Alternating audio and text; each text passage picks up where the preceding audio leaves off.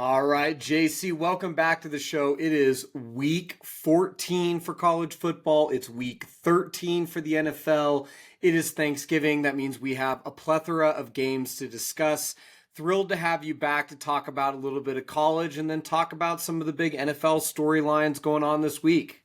I'm stoked to be here. I haven't been this excited for Thanksgiving football in a long time. Typically, you have one really good game, one kind of good game, and then one that is probably going to be a dud. But with everything shaping up the way it is and this neck and neck race between more than a handful of teams in both the NFC and the AFC for that 7 wild card seed, it's crazy to me. The stakes that are there right now. Yeah, it really is. And there was a lot that happened over the weekend. Some teams put themselves in contention that maybe we didn't think would be in contention coming out of the weekend. Before we get to the NFL, though, John, I want to talk a little bit about college football. Our Ducks are now ranked 5th. You've got Ohio State 1, Indiana 2, Texas A&M 3, Georgia is 4, and then the Ducks are 5. I'm not sure the Ducks should be 5 ahead of Texas Tech, if I'm being honest. It seems as though if the Ducks beat Washington next week, there's a decent chance they could get a bye. We talked about this before. I don't want to bye. You can keep the bye. I would rather play at home in Autzen in the first round, warm up. And I'm not saying that it's going to be easy. I think when you look at the field, anybody who's not playing the group of 5 team is going to have a decent matchup on their hands in the first round. But I would rather do that than be rusty for a month again. I think it all comes down to what happens in the Big 12, right? You just mentioned Texas Tech and us being ahead of them.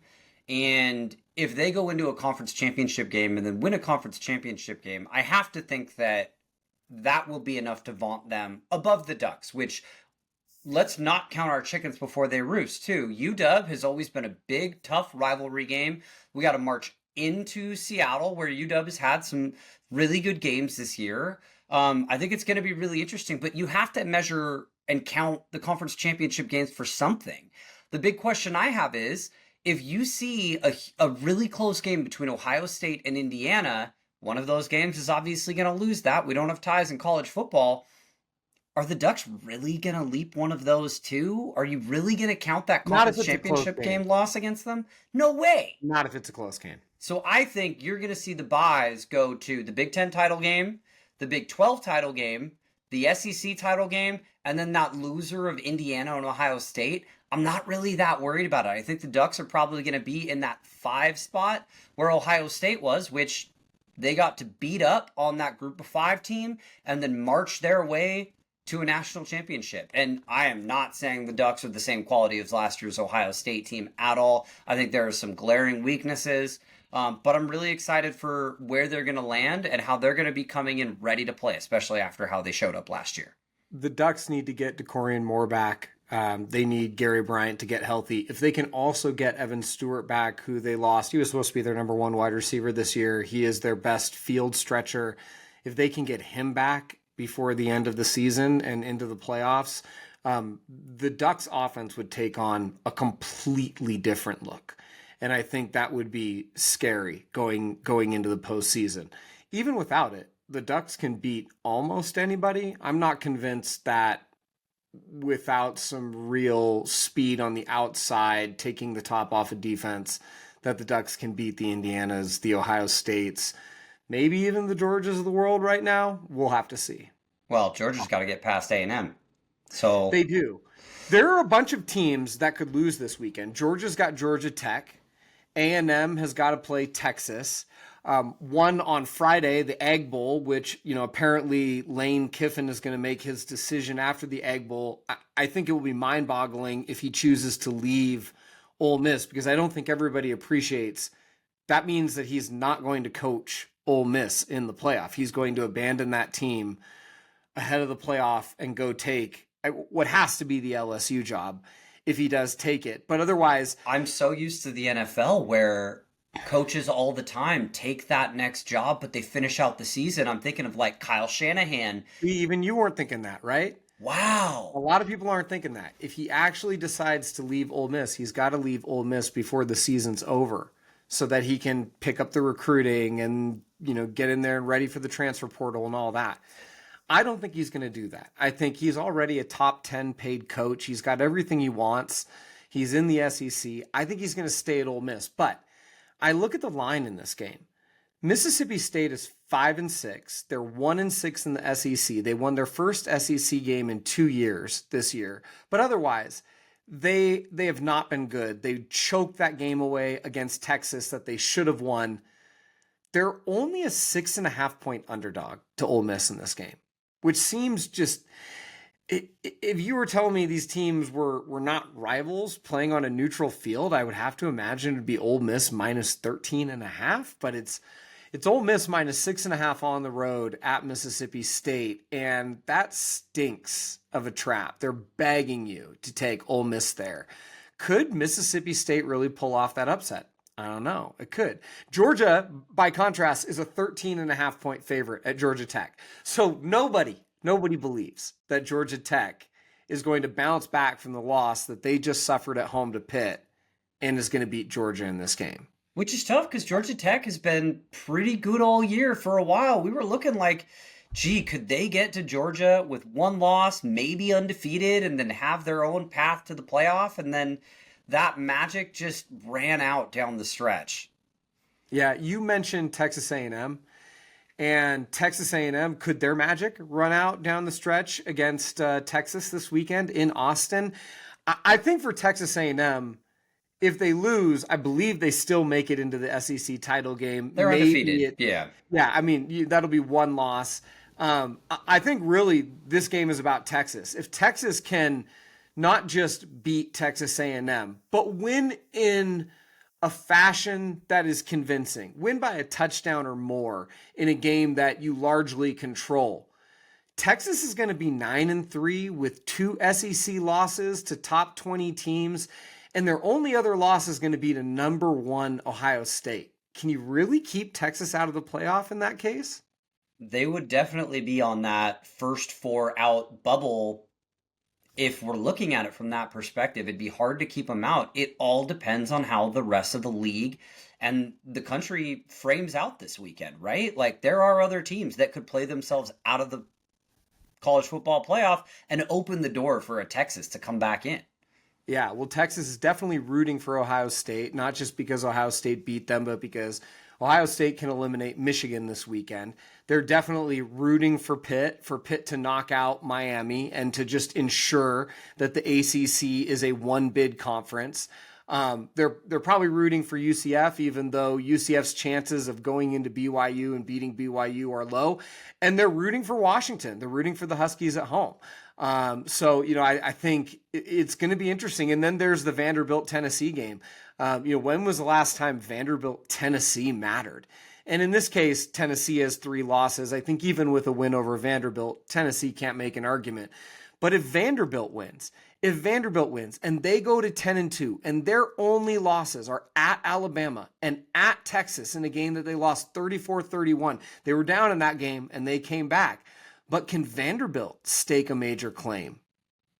Both of those losses were close too, and they came down to the fourth quarter, especially when you've got Diego Pavia, who is contending for the Heisman. That would be a really fun storyline. And let's not kid ourselves. Viewership matters. Storylines matter coming into these things. The committee's going to want the best players in college football playing in the playoff. And Pavia gives Vanderbilt an edge in a way that they've never really had before. And that team is just fun to watch. So, yeah. Their best player before Diego Pavia was Smokin' Jay Cutler, who never won a postseason game, even in college, which is nuts to me. Did he ever play in a bowl game with Vanderbilt? I have to imagine they played in some shitty mid-level bowl game, but I don't remember. I certainly don't remember Jay Cutler and Vanderbilt ever having a magical 10-1 season, where they went to a bowl game of import. His very first postseason win in all of his professional history, or college and professional history, was against those 7-9 Seahawks when his Bears were the top seed back in 2009, 2010, around there, the Beastquake year. So he did not have a great great college career. And, playing for Vanderbilt's tough. They didn't have the program back then that they have now. NIL wasn't a thing. And as somebody who has given Vanderbilt a lot of money, my wife went there for grad school. I have Yeah, adopted you them don't just as, randomly write yeah, checks to Vanderbilt. no, you don't. But they have been a fun team to watch this year for sure. Yeah, his most successful year was 2005, his final year at Vanderbilt. He was an 11-game starter. So Let's he didn't see even here. start all games. No, I mean, I think they probably played 11 games that year. He led the Commodores to victories over Wake Forest, Arkansas, Ole Miss, Richmond, and Tennessee. So 4 wins. So We're counting Richmond in that. Okay. well, Rigid, that's how you know that Yeah. that's the complete list because you're counting Richmond in there. So Oof. yeah, those were not good days for Vanderbilt, and even a 4-win season was a glimmer of hope. Anyways. Well, John, let's talk about the NFL because while the college football world was on SEC retreat last weekend, the NFL was in full swing. Of course, we had our handful of teams that were on bye, but there were a bunch of teams that had big wins, and that's where I want to start. Who had the best win of Week 12? I'm going to give you 5 options, and you tell me your winner and your runner-up for best win of Week 12. Was it the Texans on Thursday night beating the Bills with Davis Mills? Was it the Rams decimating the Tampa Bay Buccaneers and becoming odds-on favorites to win both the NFC and the Super Bowl? Goodbye, Eagles. You are now in the Rams' rearview mirror. Was it the Bears and still NFC North leaders? Or was it the Chiefs who got by the Colts in overtime? And then finally, was it the Cowboys who are potentially alive now at 5-5-1, beating the Eagles in another NFC East battle? So the way that I approach this is, what did this do for their seasons? And approaching it from that perspective, for the Rams, this didn't really do anything for them. They were expected to beat the shorthanded Bucks, and yes, they decimated them. They made a statement to the rest of the league. You bring up the Eagles do still have the tiebreak over them in case some wonky stuff happens down the stretch. The Rams don't have a cakewalk schedule to finish, but they've gotten a lot of their tough games out of the way. They do still have to travel to Seattle on a Thursday night, which those division Thursday night games are always wonky in Seattle, and Sam Darnold, they're going to want to get their number back. But, the biggest game that I think is probably Houston beating Buffalo in the manner that they did, and not only winning with Davis Mills, but they've gone 3-0 since CJ Stroud got that nasty concussion against the Broncos 22 days ago. A lot of people wrote the Texans off. They ended up losing that game to Denver. I mean, John, the Texans were 2-5. A lot of people wrote the Texans off because, I mean, who would have thought the 2-5 Texans would lose CJ Stroud, turn to Davis Mills, who's not an unknown. He's a known. He's a known quantity, a known spoiled milk type quantity.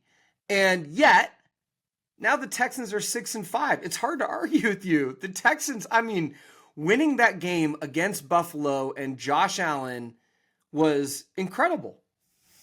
Well, that was the problem, is Josh Allen was sacked time and time again. He was pressured on every single drop back. He could never get comfortable. I mean, this is the crazy thing to me too, is we've seen games where the Texans have given up 20 plus points and Davis Mills has had to win a shootout with Trevor Lawrence with a game-winning drive on the line. We've seen a game like this last Thursday night where the Texans defense showed up and put the clamps on Josh Allen, who had 6 touchdowns last week by himself. And they've won it in both ways. And this Texans team is fierce. This front four is just unrelenting with what they send play after play after play. And I can tell you, no offensive coordinator is going to want to see this team in January. And the crazy thing is, hot take, they could host a playoff game. When you look at the schedules down the line for the Texans and the Colts, this division is still very much up in the air, especially with Jacksonville in the middle. They're playing spoiler. Now, I know. It's crazy. It's crazy. I wouldn't, if you'd have told me 4 weeks ago that it would even be possible for the Texans to be threatening the Colts for the division, I would have thought you were absolutely insane. And Vegas would have too. I mean, when you just looked at the odds. But you're absolutely right. I was looking at their schedule. 4-2 is very possible in their last 6. At the very least, 3-3. 3-3 puts them at 9-8. 4-2 puts them at 10-7. And either one is almost certainly a playoff spot. If they get to that 10th win, I think you're right. I think they could be hosting a playoff game at home in round 1. Well, especially because 2 of those games are against the Colts. They have a chance to bridge that gap all on their own. And then the second biggest win in my mind is what opened the door for this ultimately. And that was that Kansas City win at home, down 20-9 and gutting themselves back, having a chance with roughly 5.5 minutes to go run a slow, methodical drive and then a 3-and-out. And it's like, oh, wow, are the Colts really going to get this done? But no, the Chiefs really shut down Jonathan Taylor and turned him into a non-factor, especially on first down. And then Pat Mahomes did what Pat Mahomes does, and he got it done in a way that was just vintage from that team. And now Kansas City has a chance to really put the clamps down on a playoff spot down the stretch and get themselves into, that 7th seed, maybe even that 6th seed.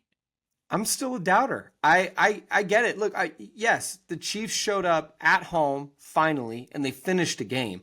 If you looked at all their numbers this year, their offense is ranked pretty highly across the board. Their defense is ranked highly across the board. Their problem has been finishing. But now they've got to go at Cowboys, and the Cowboys, just having beaten the Eagles at home, coming off back-to-back wins. And look, I don't know what it's like in that locker room, but it does seem like there is something special happening around the loss of their teammate, Marshawn Nealand.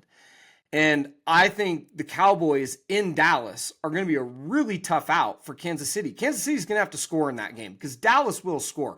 George Pickens right now might be the best, not might be, he is the best receiver in the league right now, not named Jackson Smith and Jigba.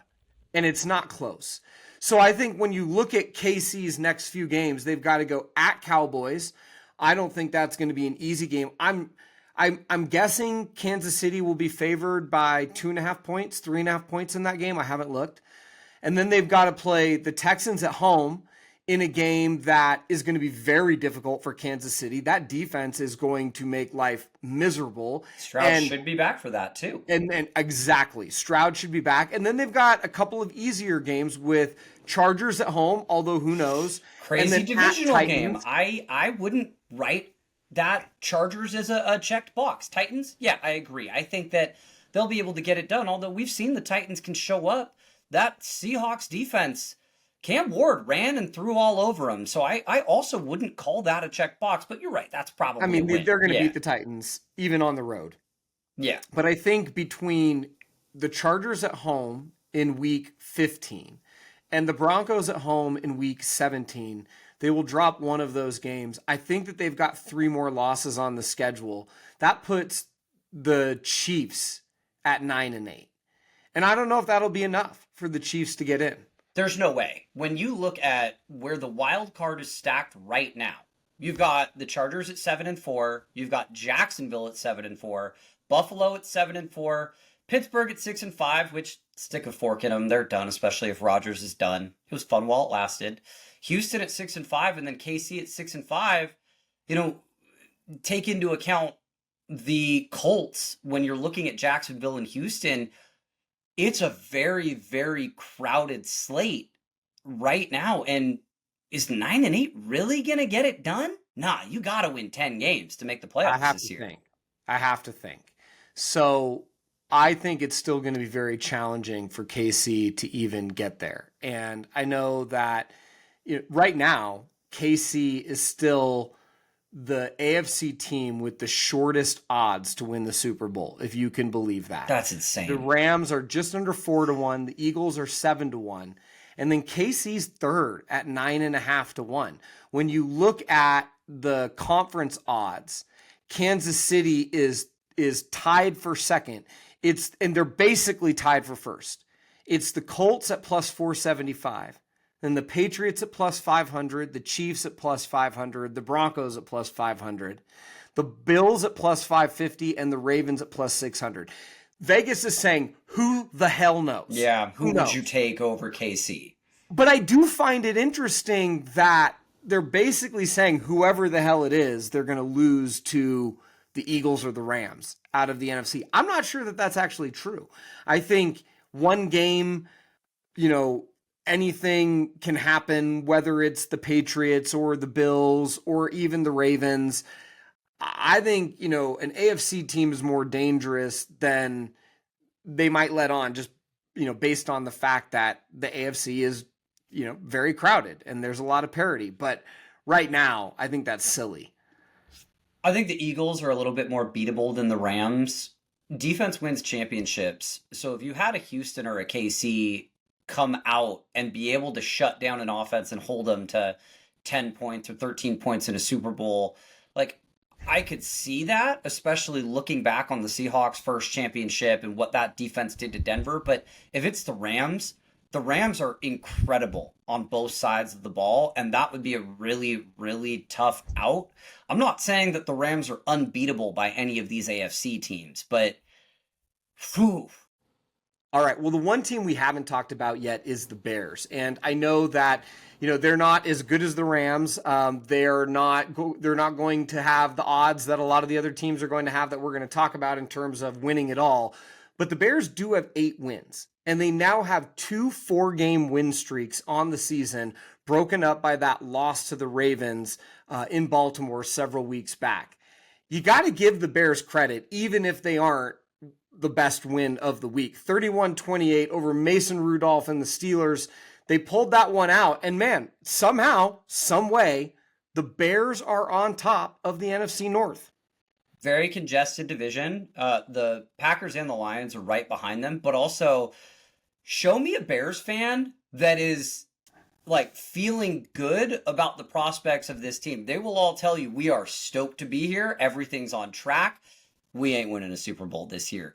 Caleb Williams keeps skying balls. Rome had 9 targets and he caught 3 of them, which is really frustrating. That's not a Rome problem. No, it was not at all. He's doing the best with what he's been given. And then, they also got a little bit lucky that for some reason, Mike Tomlin, instead of trying to kick a 64-yarder in today's NFL, chose to go for it on a 4th and 4 as time was winding down there when he wouldn't get another shot. I think you kicked the field goal there to try and tie it. But I have a bunch of Bears fans that I chat with, and none of them felt good about this game as it was entering that 4th quarter.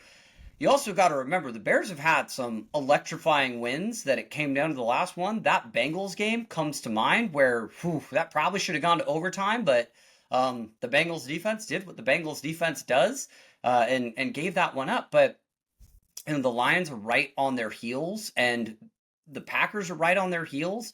It's hard to win 8 games, though, at the end of the day. And they're seeing actual production from their rookies. With Munungai really kind of starting to take over Swift's role, and then Loveland coming out of nowhere, it feels like, and exploding onto the scene. Well, Bears fans have to just be so grateful for that after watching Tyler Warren make a name for himself all season long as Loveland was quiet. John, the Bears go at Eagles, at Packers, home versus Browns, home versus Packers, at 49ers in their next 5. Wouldn't it be so fitting for the Bears? For them, yes, they lose next week to the Eagles, but then they give their fan base hope by beating the Packers somehow. And then Shadur Sanders comes into town and they drop a game like 21-17 on a walk-off Shadur touchdown. Wouldn't that be so fitting for the Bears to have all this hope and then to lose to the Browns? I honestly think that it is going to be a damn miracle if Chicago wins more than one game in that stretch and they finish with Detroit at home. For Detroit, that's probably for the division. Do you think Chicago is going to get to 10 wins? So they would need to win 2 more to get there? Oh. God, that's tough. I have to believe. For some reason, I think they'll split the pack.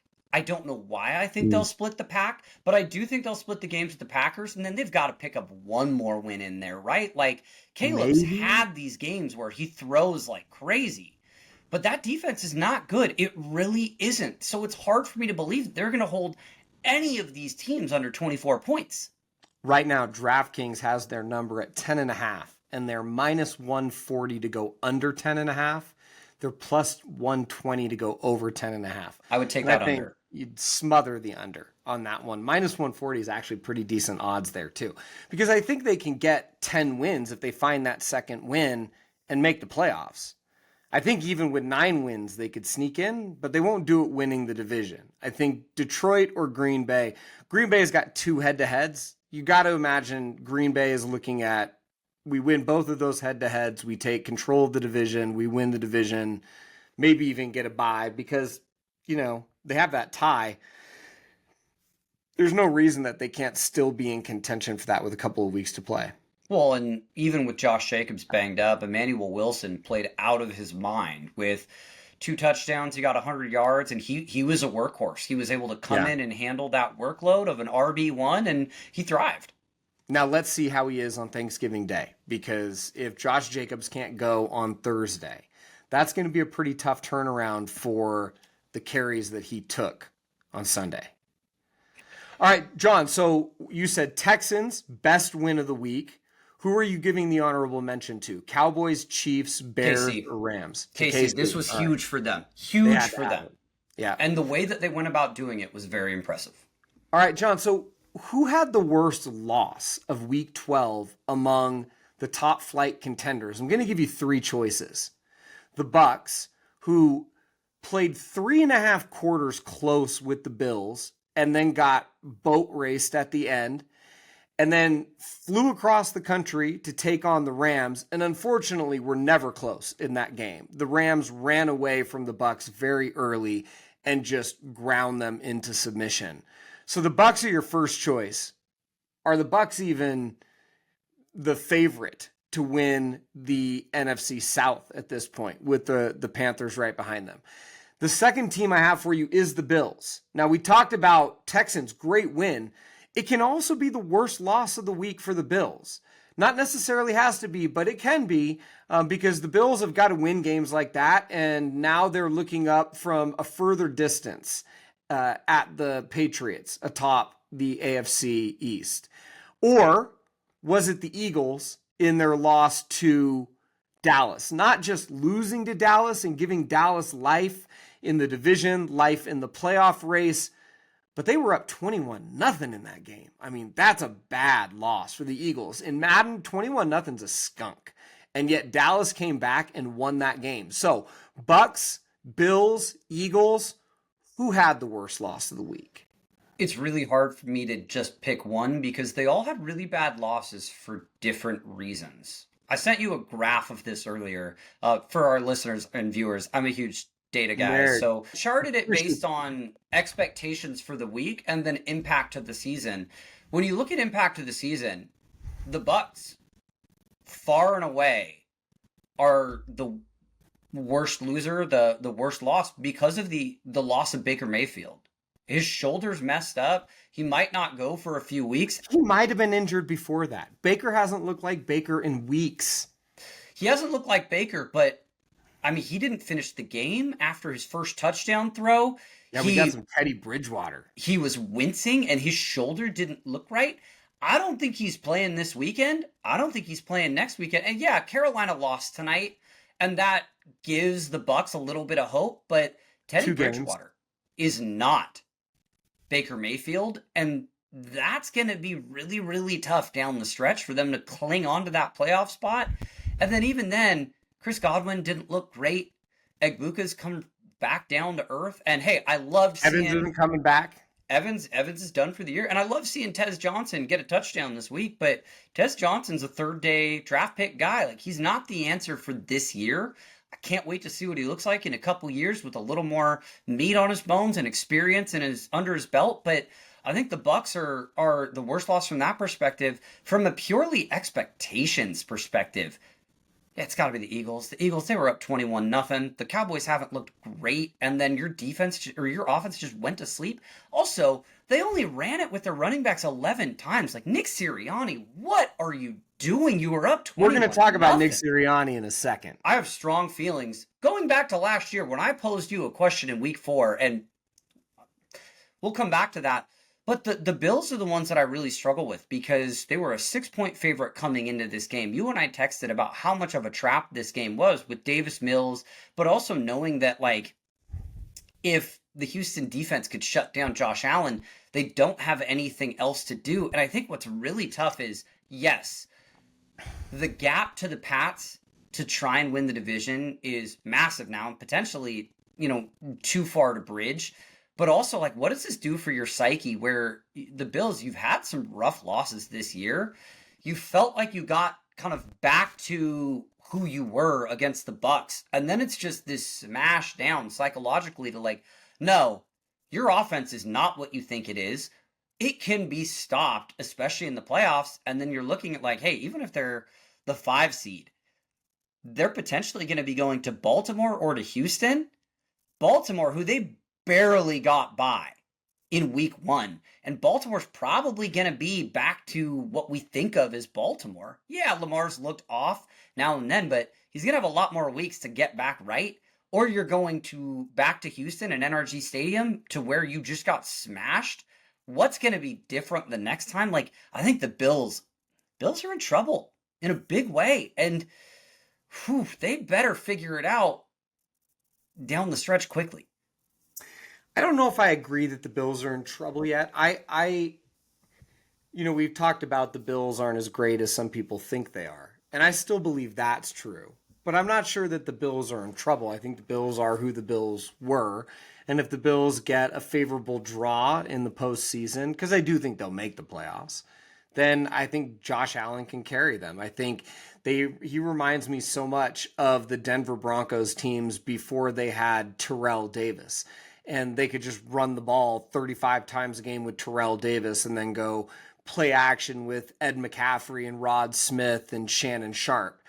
And I think, that's unfortunately Josh Allen doesn't have the Rod Smith. He doesn't have the Terrell Davis. I think James Cook is a good running back, but I think as we've discussed, the offense is limited. And if they can't even get a guy like Dalton Kincaid back and healthy, I think that's their best chance is Dalton Kincaid and Dawson Knox running a lot of like kind of old school Patriots 2 tight end routes. But, I agree with you generally that the Bills are not the, clear and present favorite to win the AFC that I think they spent most of the year being regarded as, at least alongside Kansas City. And I'm not even sure that they're going to get out of the first round this year. I think they could catch a bad matchup, and that could be it for the Bills. I think you could say the same thing for the Chiefs, though. The AFC is in such a weird way. Does anybody really believe that this Pats team is the best team in the AFC? Vegas surely doesn't. And yet, their pathway to the number 1 seed, it's there. Drake May's still got to keep balling out of his mind. Don't get me wrong, but with a coach like Mike Vrabel, that's a possibility, and he's done this before. Yeah, no, I agree. And I think that New England does have the best path. If they don't secure a bye, it's going to be disappointing, I think, for Patriots fans, especially as they get Ramondre Stevenson back and that running game gets a little healthier. The stable gets, kind of more healthy carries that they can go deploy. That's a scary team. That's a really scary team. And I do think that if you put the Patriots healthy in a Super Bowl against the Rams or against the Eagles, I don't see any reason why they can't go win a game like that. 100%. I don't know who else from the AFC I would be super confident in, but like Denver, we've seen it many times in the past when you have the number 1 defense, and if Pat Surtain comes back, that's the number 1 defense. You can win a Super Bowl with the number 1 defense. I think of the Trent Dilfer-led Baltimore Ravens, and it wasn't the Trent Dilfer-led. Trent Dilfer was the quarterback. It was the Ray Lewis and Ed Reed-led Baltimore Ravens. And, so I think it's going to be interesting to see who comes out of the AFC, but I think it can be one of any number of teams at this point. The AFC is going to be fascinating because you basically have three teams with superstars that need to carry their teams to victory in Lamar Jackson, Pat Mahomes, and Josh Allen. And then on the flip side, you have two teams that I think could very much be defense led and be that reincarnation of those Ravens teams in the Texans and the Broncos. And then there is that Pats team there where you look at the NFC and it's just, they're all just complete teams with, very, very good skill players, but it's not one superstar raising everybody else above them. Agreed. All right, John, we've seen some interesting coaching this year. And I don't want to talk about who's a good coach and who's a bad coach because being an NFL head coach is really hard. But I want to talk about which head coach is doing the worst job for a winning team so far this year. And we were going to have Dave Canales on this list because the ire that I have for Dave Canales and how he managed the running back situation with Chuba Hubbard coming back earlier in the year, treating it as a committee, not giving Rico Dowdle the touches that he needed to keep Carolina's momentum going. I feel like that cost them at least a game in the standings. But the Panthers lost tonight. So Dave Canales cannot be on this list because they're 500. And that gives us three coaches and teams I want to ask you about. The first one is Matt LaFleur of the Packers. I look at the Packers, and yes, they're winning this year. As we discussed, they're a half game behind the Bears in the NFC North standings. So, it's not like the Packers are having a bad season. But when you lose at home to the Panthers, when you lose on the road to the Browns in a game where the Browns didn't score until there were, 4 minutes to go in the fourth quarter. They did not hold a lead until the last 3 seconds. And then you lose a game 10-7 to the Eagles at home. I'm sorry, kudos to the defense. You can't lose a game where your defense holds the opponent to 10 points. A lot of that was coaching. A lot of that was play calling, watching those games going, what are they doing? I don't know. You can't feel great if you're a Packers fan. What the heck is Matt LaFleur doing in Green Bay? Well, you're forgetting the third coach because you just listed two of them. And I have very strong feelings about the third coach. Yeah, well, so Canales is out of it. Mm-hmm. The other two coaches that I want to put forth for you are Nick Sirianni of the Eagles and Dan Campbell of the Lions. And I know it might be a little bit surprising for me to put Dan Campbell out there, but this doesn't feel like the same Lions team that we saw last year. This is a Lions team that was a 14.5-point favorite when the line closed at kickoff this week against the Giants when they announced Jackson Dart was going to be out. They did not cover that. They had to scramble to beat the Giants this weekend. They lost to the Eagles last week in a game where the Eagles clamped down the Lions offense. And the Lions defense played well. Again, the Lions defense only gave up 16 points, but they still lost. They lost at home to the Vikings 27-24. They lost at Kansas City.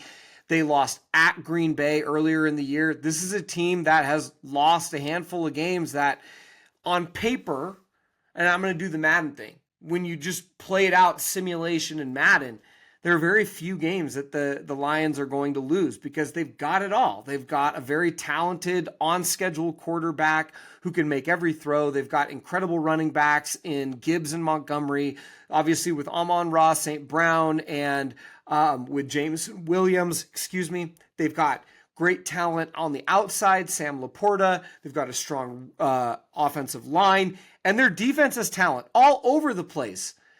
And yet they're in third place in the NFC North at 7-4. And I can't help but a fair bit of that is coaching.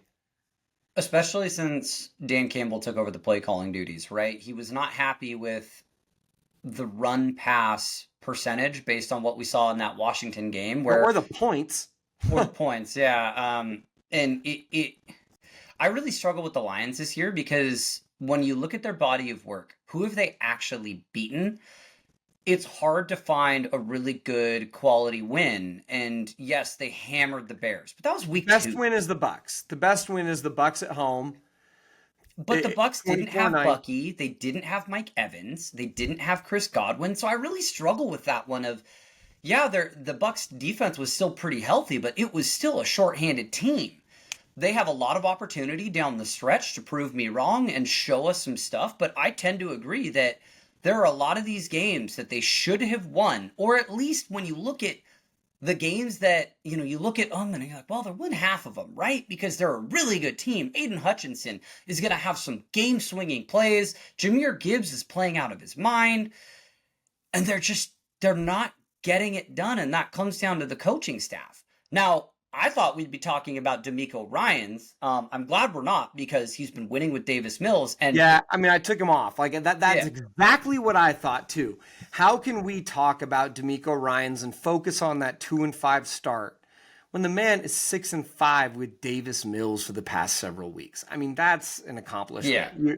You are officially in the long walk. You are officially fresh off your warnings. You are back to 0. Now, when we talk about Matt LaFleur, I think he and Jordan Love go hand in hand, where everybody wanted to crown both of them after their respective rookie years. Matt LaFleur coaching as a rookie, Jordan Love, not his rookie year, but his first year starting, because he did sit behind Rodgers for a couple of years, when they had that electric game against the Cowboys. And I think the Cowboys were the 2 seed or the 3 seed that year.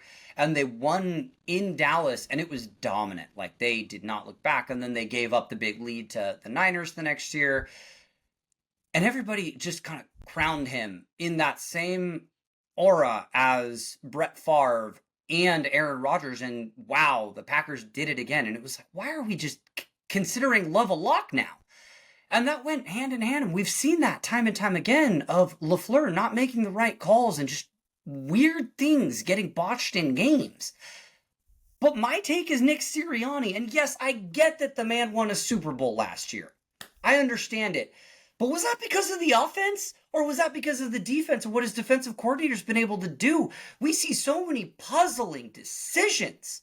The 4th and 4 last week or the week before, where they should have punted, but they went for it? Or was it kicking a field goal and it gave the ball to the other team and gave them a chance to go for it? And it was a passing play to A.J. Brown. And last year, it felt like he was on the chopping block before he went into the Cleveland Browns and Cleveland, and won a close game against Cleveland when he was talking shit to...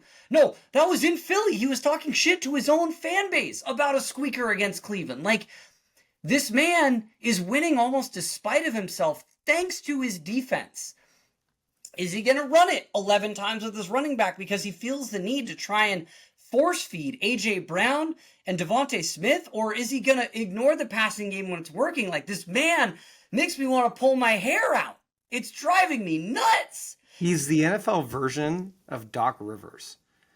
he just like lets the guys go out there and do their thing, and he just kind of looks clueless. And sometimes it works out really well when he has really talented guys and everybody's doing their jobs, and sometimes it doesn't when it requires real coaching. I think it's fair that I think if there's one team that could get a bigger upgrade than any other, like if you took Mike McDonald from the Seahawks and you put him on the Eagles, a huge level up for that franchise. Similarly, if you put Sirianni on the Seahawks, we're going to get the worst of Sam Darnold. I promise you that. It would not be the high-flying offense and the lockdown maybe the lockdown defense. Maybe I'm not giving Sirianni enough credit for the defense, but I tend to agree.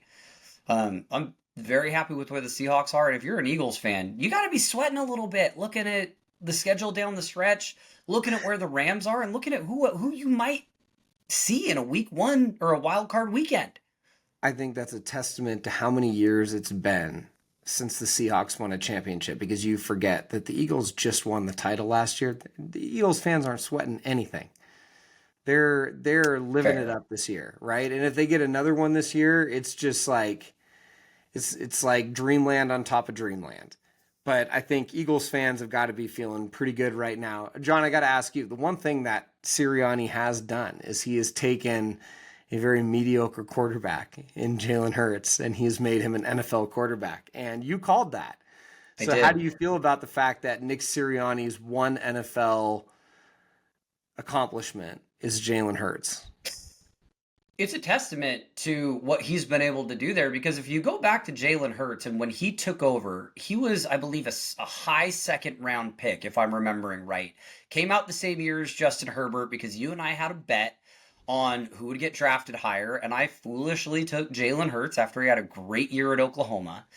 Um, and Sirianni had a team that was not doing very well. They moved to Jalen Hurts. I think they were the 7th seed that year, and they got blown out by whoever they played in the wild card that year. But what he really did is he figured out what Jalen Hurts' strengths and weaknesses were, and then he and Howie Roseman built an offense really tailor-made for Jalen Hurts to thrive.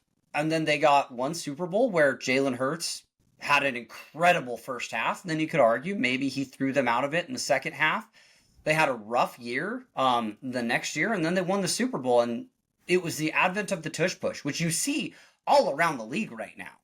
And it's what you could argue has allowed Saquon to be able to thrive is that threat of Hurts running alongside with the deep balls and play action being such a deadly thing that they're able to utilize in Philly when they do choose to utilize it. So yes, I think Nick Sirianni in the micro can be very frustrating to watch this year and last year. But in the macro, he has, like, credit where credit's due. He has built a very solid and reliable engine.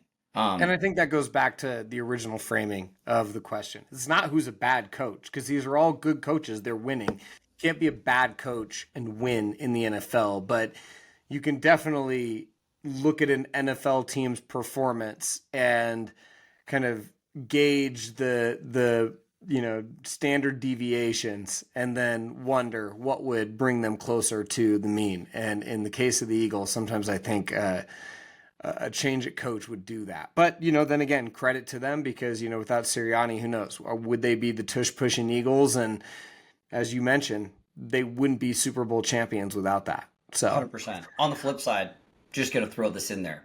I know I've sang his praises every time I've been on this podcast. Kyle Shanahan is the opposite, where his team has a winning record because of him and everything he's done with that short-handed team. That's all I got to say.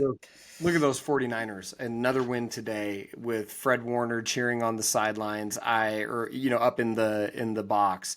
But I mean, I can't believe that we are now 12 games into the season and the 49ers are 8-4. It's unreal to me.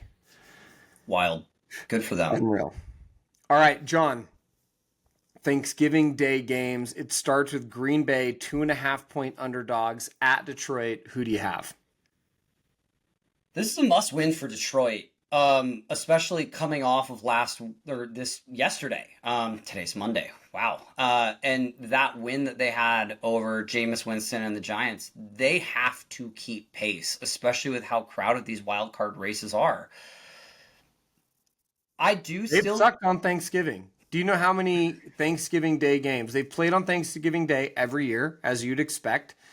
Going back to 2016, how many games do you think they've won since 2016? Dan Campbell's been the coach there for 4 years. They've been competitive for 3. I think there's still a curse there. I'd say since 2016, 2 games. They had to have gotten one. One game. Last year's win over the Bears was the Lions' first win on Thanksgiving Day since 2016. Not great, Bob. No. I think they're going to get it done. I think that they'll win by 3, so I'm going to take the Lions there. Okay. I personally am going to take the Packers. I think the fact that the Lions have such a history of struggling on Thanksgiving Day. They lost 2 years ago when they played the Packers on Thanksgiving Day in Detroit, 29-22. Big questions. Will Matthew Golden and will Josh Jacobs play for the Packers? If they do, I think their chances of snatching the win go up. if they don't and Detroit wins, I think this is Detroit's best win of the year, going back to a point that you made earlier. So I think it's going to be a really competitive game. I would be surprised if it was a blowout either way, especially since it is indoors and, no weather to speak of. Good climate. It's going to be a nice climate-controlled 71 degrees in Ford Field. So I'll take the Packers plus 2.5. The thing that gives me pause about the Lions there is Gibbs had a monster day. Huge. Is 4 days of rest with a practice in there enough to really get back and do it again? We'll see. That's a tough ask. It's a great question. He reeled off like 250 yards, something like that. And then I do wonder, just from a human physiology standpoint, like at what point did you run yourself out and it doesn't matter whether you ran for 200 or 250 or 300, right? Where you just like, your body did it, you ran yourself out, and the next 3 days are going to offer the same amount of recuperation, right? I just, like, I don't know. I totally believe that if you know that you've got a game coming up on Thursday, you might rest a guy in the fourth quarter on Sunday, because that extra quarter of rest can make a big difference. Just, three quarters of carries versus 4. But I don't know how, like, yards run. Well, and he was crucial into overtime. I mean, he took that first carry in overtime for 80 yards, something crazy like that. And, luckily they didn't have to get back on the field, but he didn't get any rest. Yeah, but like that, you look at all those yards, and I'm like, those 80 some yards, it was untouched. He just sprinted to the end zone. So he did a sprint. Like, I'm sure he does a lot of sprints, right? 100 yards. So just how tired will he be? I don't know. Okay, our second game, we have the Chiefs -3 at Dallas. Actually, this line is a little bit lower than I expected. I thought it would be Chiefs -3.5, maybe -4.5. Chiefs -3. What do you think? I weirdly think Dallas is going to come in ready to play. I think they're going to keep the momentum rolling. I think that Chris Jones had a vintage performance, but can he keep pulling that kind of time machine out of the closet and jumping in? There's just no way. This offense is electric from the Cowboys. CD and George Pickens are playing really well, and somehow Javonte Williams is still healthy. Crazy. So I don't even think Javonte Williams knows how Javonte Williams is still healthy, to be honest. He's like, it's a miracle. There's something like when I was in college, and Dallas. sometimes I would wake up and I would open my eyes and I'd be like, oh my God, I can see. My vision is fixed. And then I would realize that I just forgot to take my contacts out the night before. Not a good thing, kids. Take your contacts out. Yeah. All right. You know what I really think is interesting is the total of 52.5. Do you think this is going to be a shootout? The Cowboys want it to be. I think we're going to see at least 20 points from each side. Can the Cowboys get to 28, or are they going to be logjammed at 22 or 24? That's the real question. The Cowboys defense is not great, but we haven't really seen explosions from the Chiefs like I thought they would get when they had Rashee Rice back. So I think the Chiefs can get to 20. It's going to be a question of, can the Cowboys get to 30 when you're looking at that total? I'm more inclined to take the under there. I'm going to take the Cowboys in this game, and I'm going to take the over. I think it's going to be a shootout. I think Dak's going to put up a 300-yard game. I think it's going to be a big day for both CeeDee Lamb and for George Pickens. And I think they're going to beat the Chiefs 33-30 in a shootout. All right, 30 points is a lot, especially for this Chiefs team where they haven't been really moving the ball that much. So I'll be eager to see it. All right, what do you think about Bengals +7 at the Ravens? No T. Higgins. T. Higgins got not carted off, but he did not finish this game this last weekend. That was a nasty concussion that he suffered. It might be a multi-game concussion. Joe Burrow is likely coming back. He looked incredible in practice last week, but he didn't make it back in time. This has been his target all year. I think the Bengals are out of the playoff run, not officially eliminated yet, I mean, but they're 3-8. They're out. yeah, well, but that's what I mean. Not Yeah, mathematically to your eliminated, but they're point, out. whether it's mathematical or not, they don't even think they're in the playoff race. But if you're Joe Burrow and you have a chance to come in and play spoiler down the stretch, you want to come in. They owe it to their fans, although some might argue you probably want to go tank, especially if you're looking for some help on the defensive line. And, their defense needs a lot of help. Maybe they could trade a high draft pick back in and get another first rounder or something along those lines. But I also weirdly think this is a game where if you're the Ravens, who's the one player that you're going to lock up if you don't have to worry about T. Higgins? Jamar Chase. I could absolutely see this being a 3-catch for 25-yard game for Jamar Chase, and the Bengals are just locked up, held to 14 points while Lamar runs away with 30 points against this terrible Cincy defense. 7 points is a lot, though, and I really, really want to take the Bengals and the points. I just can't, in good faith, take that, looking at how I think this game flow is going to be. So give me the Ravens -7. Yeah, the Ravens have won 4 straight against the Bengals. They swept them each of the last 2 years. They haven't lost to the Bengals since week 18 of the 2022 season. And that game was a Jamar Chase game. He had 8 catches for 86 yards and a touchdown. He was the difference maker. I think, it's going to be tough sledding for Joe Burrow and for Jamar Chase against this Ravens defense. I'm not convinced that the Ravens are as good as maybe some people think they are. Maybe even I thought they were earlier in the year when Lamar Jackson came back. I really don't know how good they are. And I struggle with the 7 points, but the Bengals defense is just so bad. That's the problem for me is Derrick Henry should be able to run the ball really well. The Bengals defense has given up 26, 34, 47, 39, 31, 27, 34, 28, 48 points. There's like a couple 20s in there. There's a lot of 30s and 40s in there. So, with Swiss cheese, there's a bunch of holes, but there are a couple little solid parts. Those are the 20s. And I think they had a solid part last week with New England, only giving up 26 points. I think that this is going to be a 30-point game, and I don't think, to your point, they can score to keep up. I think if they had T. Higgins and they had Joe Burrow on his second game back, he's going to have some rust. Time to acclimate, maybe they could keep up and they could score and they could make it tough. But I think even then, it's just, the Ravens defense is going to get their fair share of takeaways, 1 or 2. And I just don't think that the Bengals have the juice to keep up. Hopefully it's a primetime game and Burrow and Chase want to come back. Hopefully Chase is pissed off after his suspension, but I just don't see it. I think the Ravens are going to close out Thanksgiving night of football for us in dominant fashion. All right, then we come back on Friday for our Black Friday game on Amazon Prime Video. I can't even imagine how much money Amazon paid for this game, but dude, and Friday, it's a noon Pacific time kickoff. It's early in the day.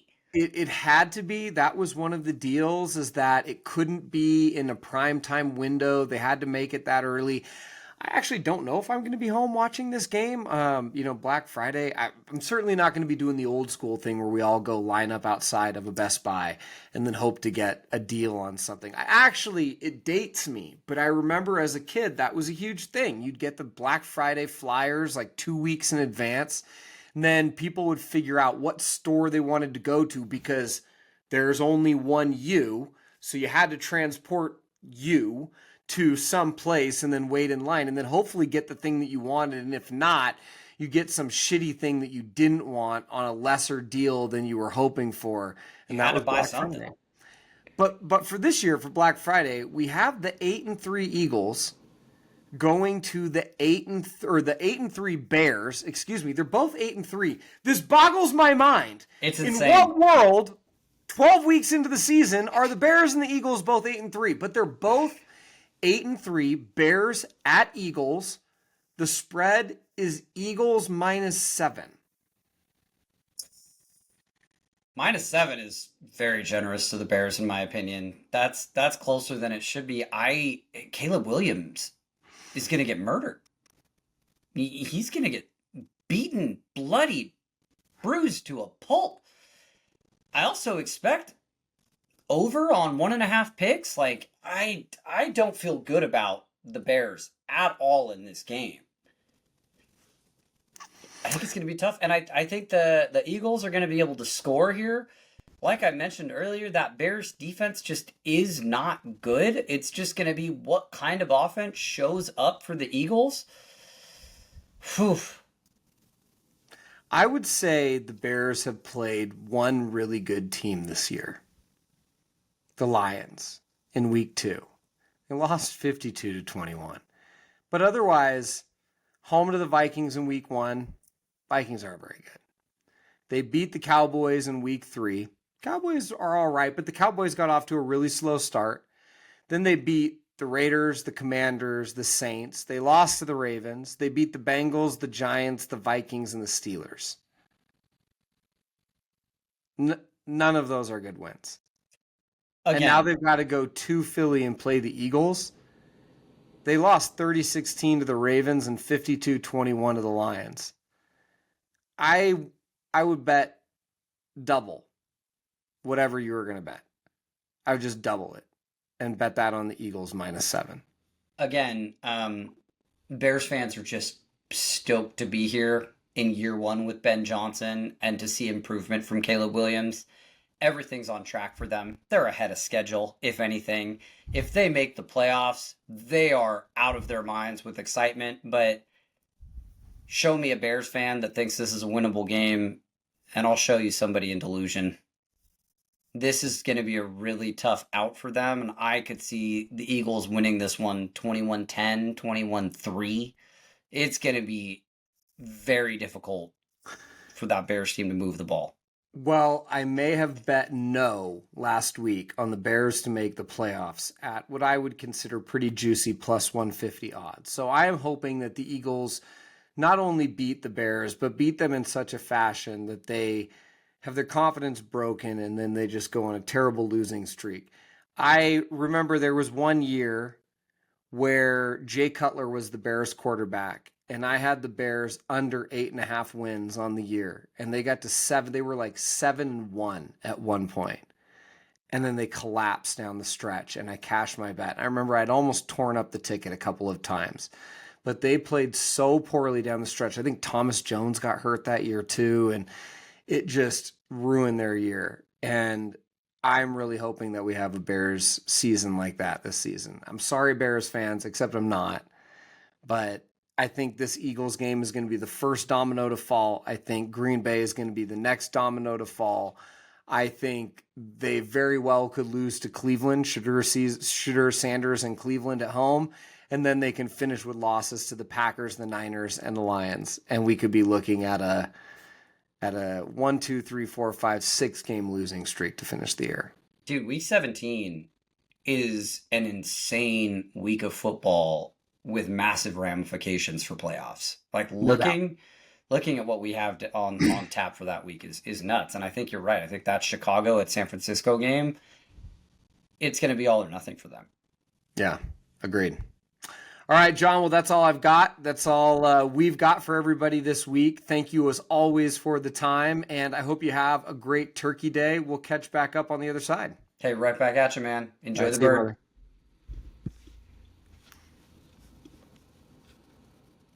Are you going to